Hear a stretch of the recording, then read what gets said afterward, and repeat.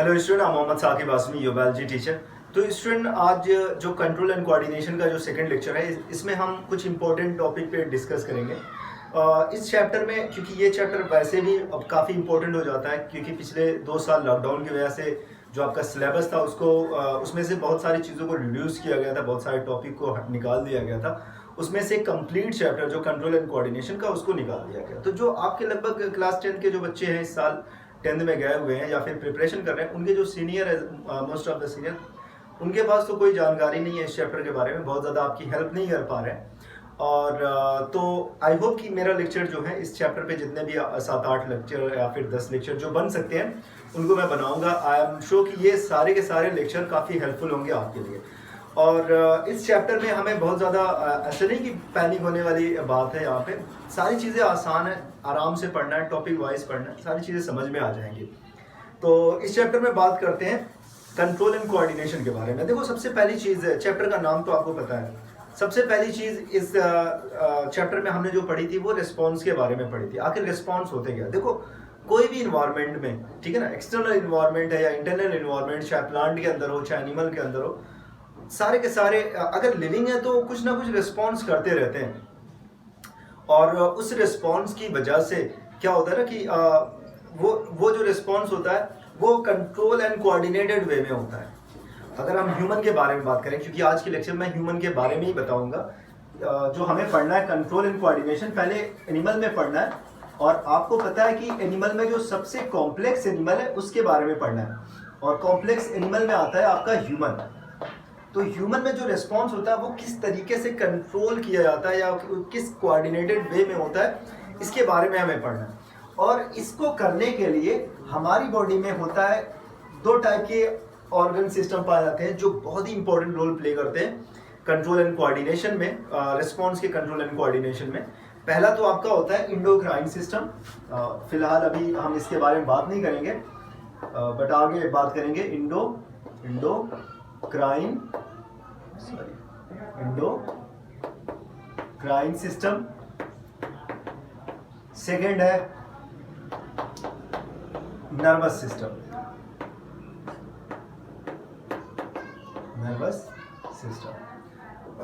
तो परेशान ज़्यादा होने की ज़रूरत नहीं है, सारी चीज़ें आसान है, ठीक है। जो 22-23 के स्टूडेंट हैं या फिर जो कम्पिटिटिव एग्जाम्स के लिए प्रिपरेशन कर रहे हैं, जिनके सिलेबस में कंप्लीट ये चैप्टर भी है, तो उनके लिए थोड़ा सा काम आसान मैं कर दूंगा। तो यहाँ पे 2 टाइप के ऑर्गन सिस्टम हमारी बॉडी के अंदर पाए जाते हैं। अब कुछ बच्चे कंफ्यूज रहते हैं, सर ऑर्गन सिस्टम क्या है? बहुत सिंपल सी चीज़ है। हमारी बॉडी सेल से बनी हुई है। सेल, एक जैसी सेल मिलकर टिश्यू बना लेती है। फिर स्पेशलाइज जो टिश्यू होते हैं वो साथ में मिलके आपके ऑर्गन को बनाते हैं। और ऑर्गन जो होते हैं, कई डिफरेंट टाइप के ऑर्गन जो होते हैं वो साथ मिलके आपके ऑर्गन सिस्टम को बनाते हैं। या ऐसा समझे कि वो ऑर्गन सिस्टम हमारी बॉडी के अंदर फिट मशीन है। हमारी बॉडी एक घर की तरह से या एक कारखाने की तरह से, जिसके अंदर ढेर सारी डिफरेंट टाइप की मशीनों को लगाया गया है, और हर मशीन का अपना एक पार्टिकुलर फंक्शन है, अपना एक स्पेसिफिक फंक्शन है, जिसको वो इफिशिएंटली परफॉर्म करने के लिए हमारे पास वो मशीनें लगाई गई है, वो ऑर्गन सिस्टम लगाया गया है। जैसे डाइजेशन है, एब्जॉर्प्शन है, उसको परफॉर्म करने के लिए हमारे पास digestive system, that is made up of group of organ. हमारे पास एक्सक्रीटरी सिस्टम है, एक्सक्रीशन को परफॉर्म करने के लिए। रिप्रोडक्टिव सिस्टम है, muscular system, skeletal system, circulatory system. There are many organ system present in our body, और उन सबका अपना अपना फंक्शन है, अपने अपने फंक्शन को बहुत ही अच्छी तरीके से करते हैं। उसी तरह से कंट्रोल एंड कोऑर्डिनेशन का काम जो होता है हमारी बॉडी के अंदर, endocrine system and nervous system, इन दोनों का फंक्शन है, और दोनों अपने काम को बहुत अच्छी तरीके से करते हैं। अगर इमीडिएट रिस्पॉन्स है तो उसको तो हमारा नर्वस सिस्टम कंट्रोल करेगा, और अगर स्लो रिस्पॉन्स हमारी बॉडी कर रही है तो उसको कंट्रोल एंड कोऑर्डिनेट करने का जो जिम्मा है के लिए रिस्पॉन्सिबल अगर कोई है, तो वो इंडोक्राइन सिस्टम है। इतना आपको समझ में आ गया। तो ये इमीडिएट रिस्पॉन्स के लिए। और इसके अलावा क्लास 9th में अगर आपने पढ़ा होगा ठीक से, तो उसमें बायोलॉजी वाले पोर्शन में सेकेंड चैप्टर है, या फिर अगर हम बुक में देखें साइंस के, तो या भी चैप्टर नंबर 6 होगा या चैप्टर नंबर 7 होगा, टिश्यू, जिसमें हमने epithelial tissue, connective tissue, muscular tissue and nervous tissue के बारे में पढ़ा। तो नर्वस टिश्यू के बारे में हमने जब पढ़ा था तो उसमें देखा था कि हमने उसमें कुछ स्पेशलाइज्ड टाइप की सेल, जो सबसे ज़्यादा स्पेशलाइज्ड है, सबसे ज़्यादा मतलब क्या कह सकते हैं कि डिफ्रेंशिएटेड सेल है जिनका नाम होता है न्यूरॉन। हमारी बॉडी में सबसे लंबी सेल होती है, सबसे ज़्यादा डिफ्रेंशिएटेड होती है, जिनको हम न्यूरॉन बोलते हैं।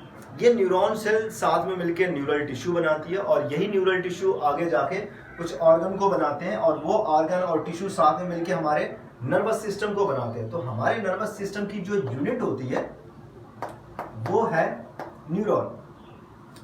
आपने न्यूरॉन का स्ट्रक्चर देखा होगा, थ्रेड की तरह से होते हैं, काफ़ी लेंथ इनकी लंबी भी हो सकती है, छोटे होते हैं, बट बॉडी के अंदर हमारे ह्यूमन बॉडी के अंदर सबसे लंबी सेल अगर कोई पाई जाती है तो वो आपकी न्यूरॉन सेल होती है। न्यूरॉन सेल, एक न्यूरॉन सेल दूसरे न्यूरॉन सेल के साथ जुड़ी होती है, दूसरी तीसरे के साथ जुड़ी होती है, तीसरी चौथे के साथ, सारी की सेल आपस में कनेक्टेड होती है। हमारी पूरी बॉडी में फैली होती है, वायर की तरह से समझ लो फैली हुई है। और ये जो नर्व इम्पल्सेस होते हैं, जो इंफॉर्मेशंस होती हैं, उनको कंडक्ट करने का काम करते हैं, उन इंफॉर्मेशंस को ट्रांसफ़र करने का काम करते हैं। तो अब हम इसके बारे में बात करते हैं, न्यूरॉन के बारे में। अब ये न्यूरॉन कितने टाइप के होते हैं वो भी समझ लेते हैं। न्यूरॉन, देखो जनरली न्यूरॉन के बारे में हम यही जानते हैं, उनका स्ट्रक्चर हमने देखा हुआ है। न्यूरॉन के बारे में हम ये जानते हैं कि न्यूरॉन एक ही टाइप के होते हैं, एक्चुअली ऐसा नहीं है। There are 3 types of neuron. एक तो होते हैं sensory neuron, right it here. एक होते हैं सेंसरी न्यूरॉन। कहीं पे कंफ्यूजन है या फिर कुछ मुझसे अगर मिस्टेक हो जाए तो आप उसको करेक्ट ज़रूर करें, आप कमेंट बॉक्स में भी अपना फीडबैक दें। तो पहला तो हो गया आपका सेंसरी न्यूरॉन, सेकंड हो जाएगा आपका associated neuron, associated neuron. Third आपका जो न्यूरॉन होता है उसको हम बोलते हैं मोटर न्यूरॉन। मोटर, बहुत ज़्यादा कंफ्यूज होने का, आसान सा नाम देख के घबराना नहीं है कि यहाँ पे अलग अलग कहाँ से न्यूरॉन्स आ गए। सिंपल सा है, sensory neuron, associated neuron, motor neuron. Sensory neuron क्या होते हैं, वहाँ से स्टार्ट करते हैं हम इनको। सेंसरी न्यूरॉन को रिसेप्टर भी बोलते हैं, रिसेप्टर भी इनको कहा जाता है। क्यों रिसेप्टर कहा जाता है? क्योंकि ये सेंस करने का काम करते हैं। ये जो एक्सटर्नल इन्वायरमेंट में या इंटरनल इन्वायरमेंट में होने वाले चेंजेस होते हैं, जिनको हम स्टिमुलस कहते हैं, उनको सेंस करने का काम किसका होता है? सेंसरी न्यूरॉन का। तो वो स्टिमुलस को रिसीव करते हैं, इसीलिए हम इनको रिसेप्टर बोलते हैं। अब ये सेंसरी न्यूरॉन पाए कहाँ पे जाते हैं? ऑफ कोर्स ये कहाँ पे पाए जाएंगे? सेंस ऑर्गन में पाए जाते हैं। ये पाए जाते हैं हमारे सेंस ऑर्गन्स में। अब ये सेंस ऑर्गन्स आपके हैं कौन कौन से? 5 सेंस ऑर्गन है। आईज हो गया, नोज, ईयर, टंग, स्किन। तो आईज, क्योंकि आईज में कौन से सेंसरी न्यूरॉन होते हैं? आईज में वो सेंसरी न्यूरॉन होते हैं जिनको या फिर हम रिसेप्टर, ऐसे रिसेप्टर होते हैं जिनको हम बोलते हैं फोटो रिसेप्टर, क्योंकि ये लाइट को सेंस करते हैं। फोटो, इनको हमने कह दिया फोटो रिसेप्टर। नोज में ओल्फैक्टरी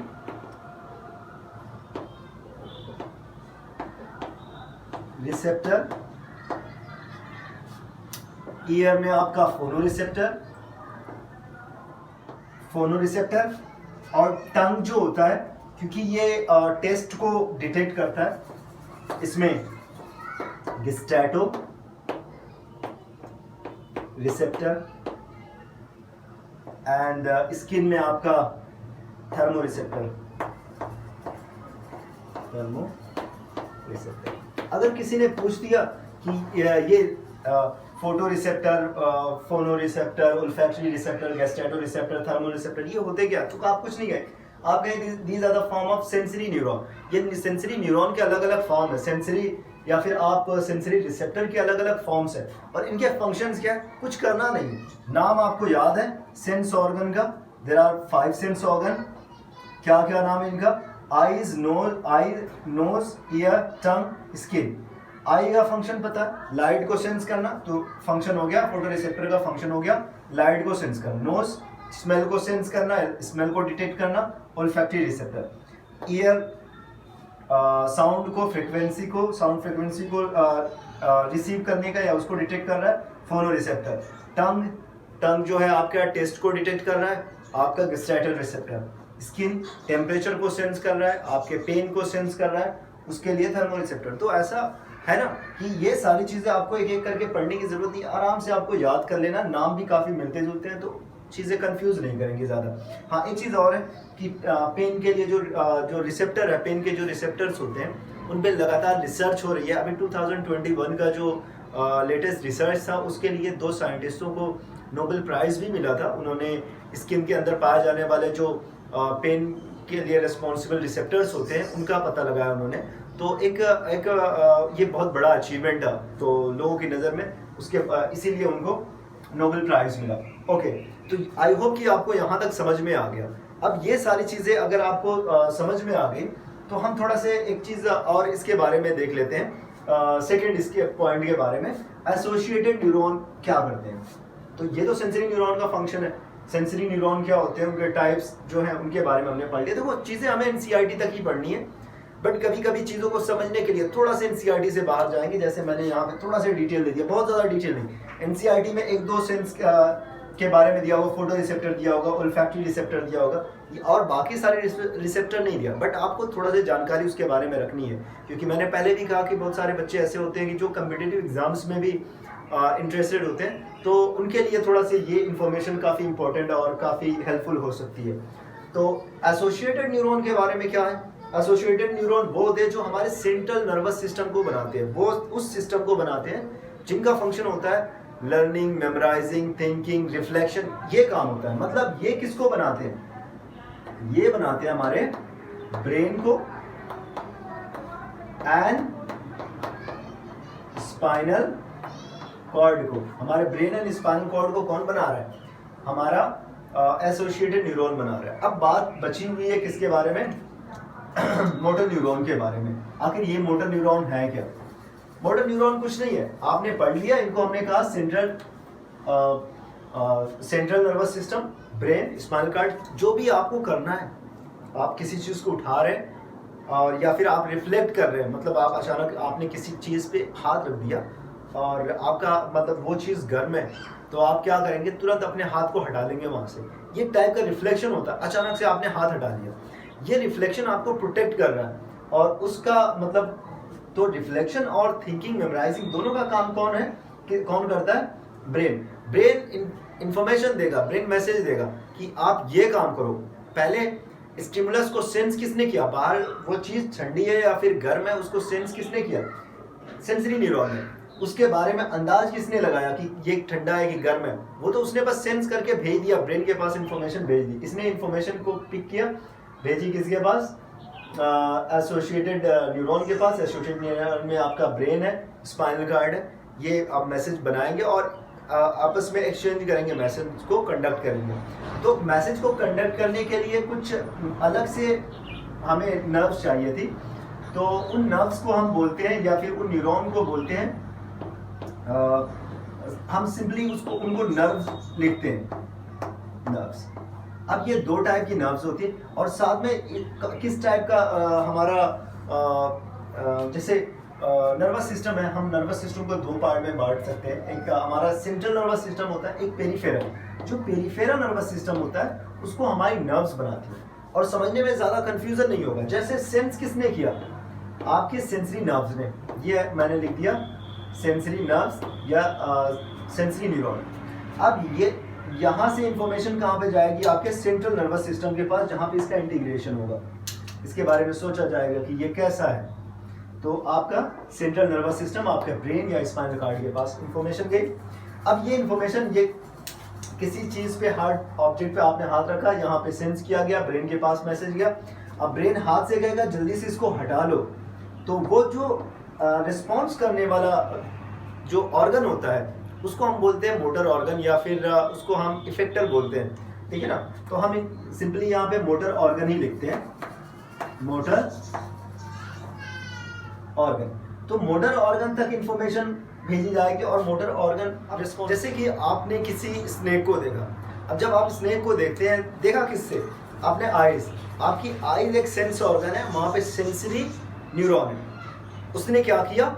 डिटेक्ट किया, उस स्नेक को डिटेक्ट किया, दूर जा रहा है वो स्नेक, आपकी आई ने देखा, इंफॉर्मेशन उस रिसेप्टर से ब्रेन तक पहुंची, फिर ब्रेन ने मैसेज भेजा किसके पास, आपके मोटर ऑर्गन के पास। मोटर ऑर्गन आपके जैसे पैर हो गए, पैरों के पास कि आप भागना शुरू करो, तो फिर पैर अचानक से मूवमेंट करने लगते हैं, अचानक से आप भागना शुरू कर देते हैं। तो वो ब्रेन से इंफॉर्मेशन कहाँ पे पहुंची, पैरों के पास। तो पहले इंफॉर्मेशन आई से ब्रेन के पास पहुंची, या फिर आपने जैसे किसी चीज़ पे आपने हाथ रखा, ठीक है, कि कोई पेन है, इसको लेना है कि नहीं, आपने हाथ में लिया, वेट हाथ में देखा कि हाँ बहुत अच्छा, या फिर बैट है, जैसे आप क्रिकेट खेलने जा रहे हो, बैट है, आपने बैट को हाथ में उठाया, हाँ बहुत अच्छा बैट है, हल्का बैट है, बहुत ज़्यादा भारी नहीं है, आराम से आप उससे बैटिंग कर सकते हैं। तो आपने उस बैट को हाथ में उठाया और उसको फील किया कि ये इसका वेट सही है, और जब इसका वेट सही है तो आपने क्या किया,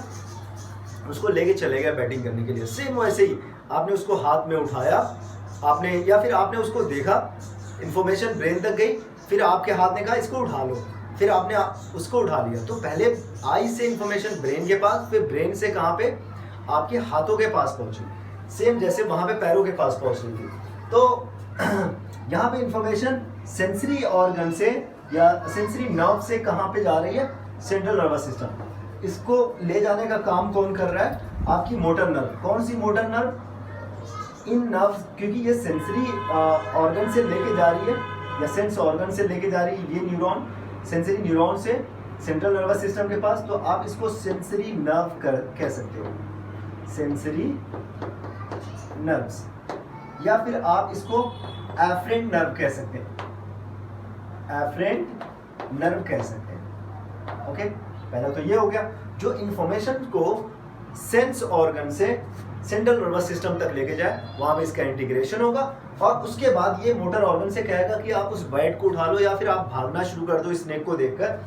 तो ये सेंट्रल नर्वस सिस्टम इंफॉर्मेशन देगा।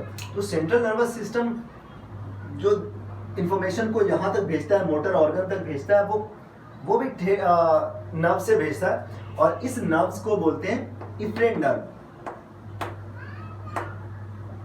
इफरेंट नर्व, या फिर आप इसको मोटर नर्व कह सकते हैं, मोटर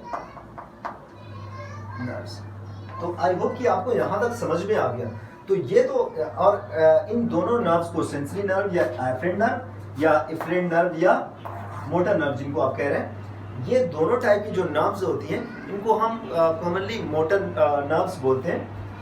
तो मोटर न्यूरॉन से ये बनी होती है। तो दो टाइप की, तीन टाइप के यहाँ पे न्यूरॉन हो गए, sensory neuron, associated neuron and motor neuron. Sensory neuron detect करेंगे इन्फॉर्मेशंस को, एक्सटर्नल एंड इंटरनल इन्वायरमेंट में होने वाले चेंजेस को डिटेक्ट करेंगे, स्टिमुलस को कैच करेंगे, और उसके बाद एसोसिएटेड न्यूरॉन के पास इंफॉर्मेशन पहुंचती है, वो इंटीग्रेशन करता है, उसके बारे में थिंकिंग, मेमोराइजिंग, लर्निंग, पुराने एक्सपीरियंस के अकॉर्डिंग डिसीजन लेता है कि क्या करना है क्या नहीं करना है, और उसके बाद वो मैसेज बना के भेज देगा आपका मोटर न्यूरॉन के पास कि वो उसे क्या करना चाहिए, उसे भागना चाहिए या फिर आराम से वॉक करना चाहिए, कि किसी चीज़ को उठाना चाहिए कि नहीं उठाना चाहिए। ये सारी चीज़ें कौन कहेगा, आपका ब्रेन कहेगा। और उसके बाद वहाँ तक इंफॉर्मेशन ले जाने का और ले आने का काम, ब्रेन और स्पाइनल कॉर्ड तक इंफॉर्मेशन ले आने और ले जाने का काम ये मोटर न्यूरॉन का होगा। आई होप कि आपको यहाँ तक समझ में आ गया। नेक्स्ट वाले लेक्चर में हम बात करेंगे किसके बारे में, हम बात करेंगे न्यूरॉन के बारे में, और जो इन्फॉर्मेशन होती है, इन्फॉर्मेशन है उसका ट्रांसमिशन कैसे होता है, वो इलेक्ट्रिक इम्पल्स की फॉर्म में वो कैसे होता है, वो न्यूरोट्रांसमीटर क्या होता है, न्यूरॉन का स्ट्रक्चर क्या होता है। तो इन सारी चीज़ों के बारे में, इवन की केमिकल ट्रांसमिशन भी थोड़ा बहुत देखने को मिलेगा, तो उसके बारे में हम नेक्स्ट वाले लेक्चर में समझेंगे। और उसके बाद हमें बहुत सारी चीज़ें पढ़नी है, हमें ब्रेन के स्ट्रक्चर के बारे में, हमें उनके फंक्शंस के बारे में भी पढ़ना है। तो आई होप कि आपको यहाँ पे सारी चीज़ें समझ में आ गई। अगर कहीं से भी कोई प्रॉब्लम है आप कमेंट बॉक्स में ज़रूर लिख के बताएं। Thank you so much.